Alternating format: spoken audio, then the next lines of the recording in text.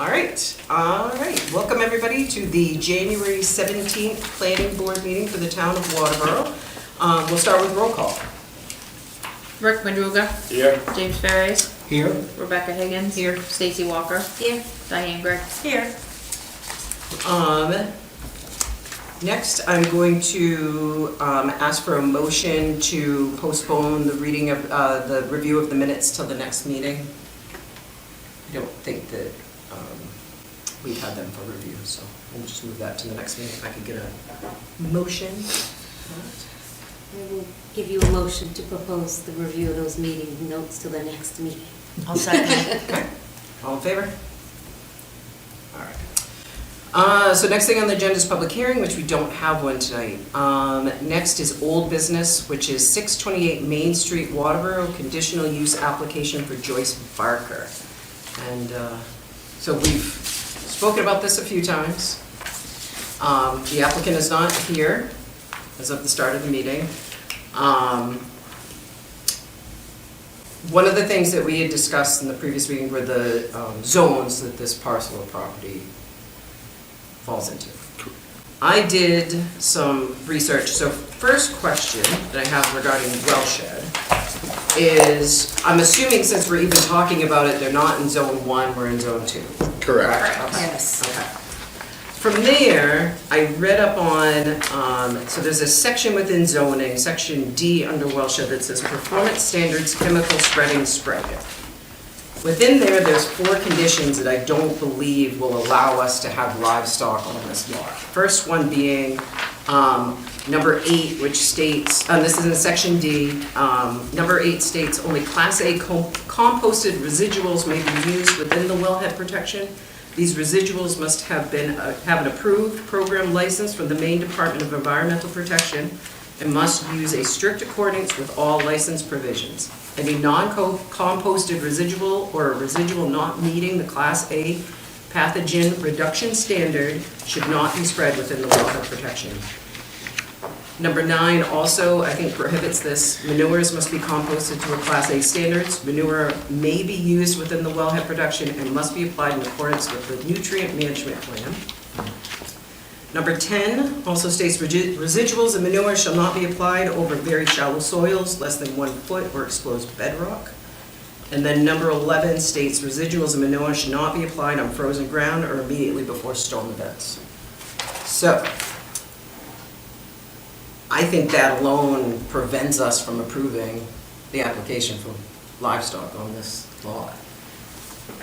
Personally, I don't see how we can move forward in a wellhead protection zone, knowing that these forcing things are in zoning that they have to comply with that we can't affect or change. Correct. So, I don't know if anybody else has done any research or had any other feedback on it.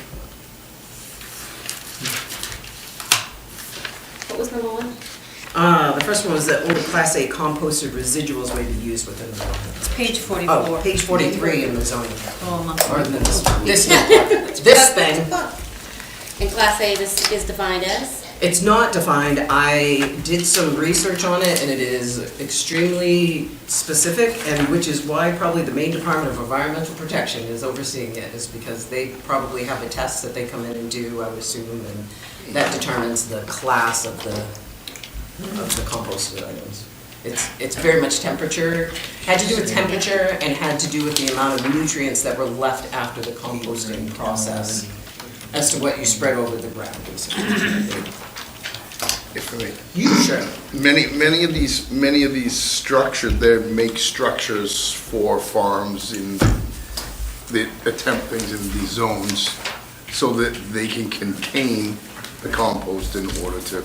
That was one of my suggestions in my memo, is that in the event that the board were going to allow this, that we would also ask them to provide an adequate composting area out of the flood zone. Hence the concrete that has to be on it. Exactly. Yeah. So, number 4 was that she already said she wasn't going to spread it on frozen ground. She was going to compost it over the winter. Correct. We would have to do the stipulation for the concrete pad in order to be proposed. Yeah, 1 and 2 probably are the issues. I don't think we should approve this even with conditions, honestly, because who's gonna enforce this? I mean, Right. and who keeps on checking how much livestock they have, where they're doing it, who goes every day when the ground is frozen to see whether anything's If been she's spread? doing it or not. Yeah, exactly. I mean, I don't know, I think that this is very clearly written under wellhead protection as to what the requirements are. And this application doesn't, in my opinion, doesn't meet it based on those 4 standards. Yeah, I agree. And there's even more about herbicides and pesticides, you know, if they're gonna run a bigger Yeah. farm, there's more about that, so, Any of you know. those. Well, they don't have a nutrient management plan, right? So, No. No. Or a real good plot plan, for that matter. Right. Yeah, there's just, I think there's just too many conditions that this violates in order for anybody to police it and make sure that they're meeting all these standards. We didn't hear from them. We don't know why they didn't come. She didn't come, okay. This is a new water test that you gave us? This In is front what of- we. In front of you, I passed each one of you a complete water test. I'm not sure if you folks had heard me before. In lieu of our last meeting, when I went back to look for their original water test for their occupancy, I learned that they were deficient on their occupancy inspection in 2 articles, and it also had not provided a water test. Oh, they did not. So we didn't even have a baseline to look at that point. Okay. And So yeah. this, she rushed around and got us this test. This test is, and as you can tell by looking at this test, the only thing that is even remotely close to be outside of the thresholds is the pH in the water. I mean, this is, there's a reason why this is a wellhead protection Yeah. district, Yeah. because the water in that area is excellent. Yeah. I mean, And I did a little research, it would take potentially more than 6 months for nutrients to get into the well water as well. So this, I think, is a good indicator, but with no comparison to provide it to, and the short length of occupancy. I don't know that we have enough to say long-term, you know, if this wasn't potentially impacting the water supply for a significant number of residents in this town, I don't think it would be such a big deal, but, you know, I think what we have to be cognizant of is the fact that 3 years from now, if people start getting sick off the town water, did we create that scenario? So I'm not in a position to put people at risk as a result of May I ask a question? Is there a protocol in regards to sequence of events so that, you know, if we didn't have their test, they don't have an occupancy, you know, shouldn't things be done in order before we start approving other stuff? So with, generally, yes. Well, technically, they're living there illegally because they don't have. well, we gave them a temporary occupancy with conditions stating that they would remediate the issues that were deficient in their occupancy inspection, which, to be honest with you, it happens with our current housing crisis. Our current housing crisis, it happens relatively often. But in most cases, there's a note on the property, meaning there's a mortgage company overseeing that, and they want a permanent occupancy within 30 days So is there a time frame? Yeah. or closing. So I'm not sure what their situation was, if they got by that or whatever, but that's usually another check and balance from my office at least. Right. And it's, unfortunately, this is another learning curve from my office. I need to create a different status type underneath my software that flags me to follow up on these temporary occupancies, because it does happen. I can see where it's easy to get overlooked as well. It's really their responsibility to make sure that they follow up with you. And call for another And call, inspection. because you were nice enough to give them a temporary, Yeah. temporary, This benefit of the doubt isn't always a good thing. yeah. Well, Yep. so, So where do we go from here? I mean, the Well, applicant's not here. Well, I don't think they need to be here, correct? We can make a motion not, I'm not 100% sure. I don't know, I can double check that.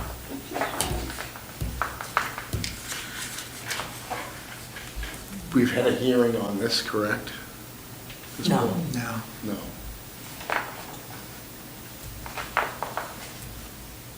We were waiting for the water test, and then we were gonna go next steps.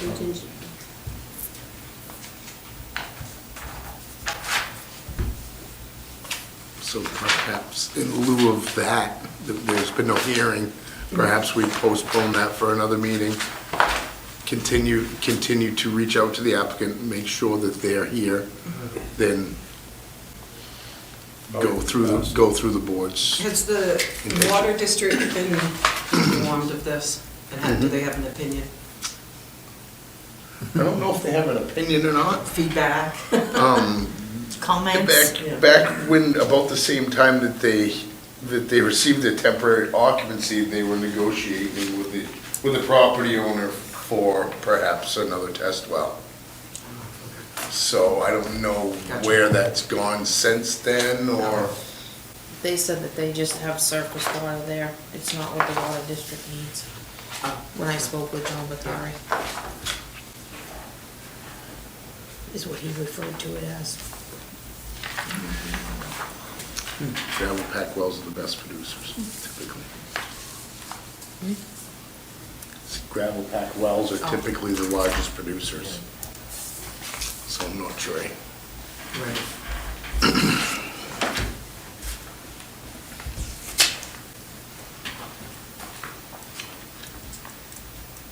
So do you need a motion to postpone this? I think until she's, the- yeah, I think she's looking to see. Do we need a public hearing on this anyway? In the precedents, you've had them. We've had them, right? Yeah. Correct? Okay.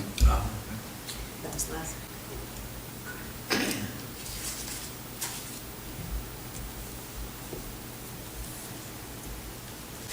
I don't think that they need to be here. You just have to make available the findings. Okay. Okay. Within 7 days. So either way, our next step would be a public hearing anyway, correct? Okay. So,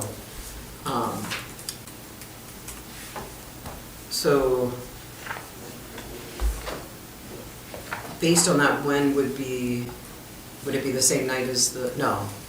Do we have enough time to do it Yeah, the same night? you've got enough time. Okay. Which is the February the 7th. 7th, right? Yep. Okay. So,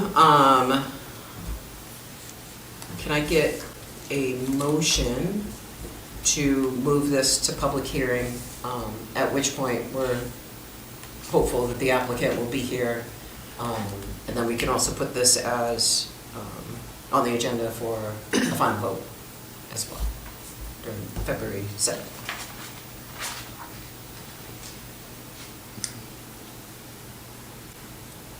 Yes, I would be happy to give you a motion to Move it, postpone until February 7th when we can have a public hearing? correct, And then they, yes. Can I get a That was a mouthful. I'll second. All in favor, all in favor. All right. Let's try to remember all I'm that. tagging you for the next one. All right. Next agenda item is new business, which is election of officers. Pending a select board meeting last night? Yeah, they did accept the resignation of Lori Anthony in the position of chair. Okay. So that now you have to elect a new chairperson, and depending on who is elected into the chair position, you may need to elect a vice chair. I elect Rebecca for chair. I second that. All in favor? Wait a minute, slow. Who seconded that? Stacy. All So that does mean we need a vice chair.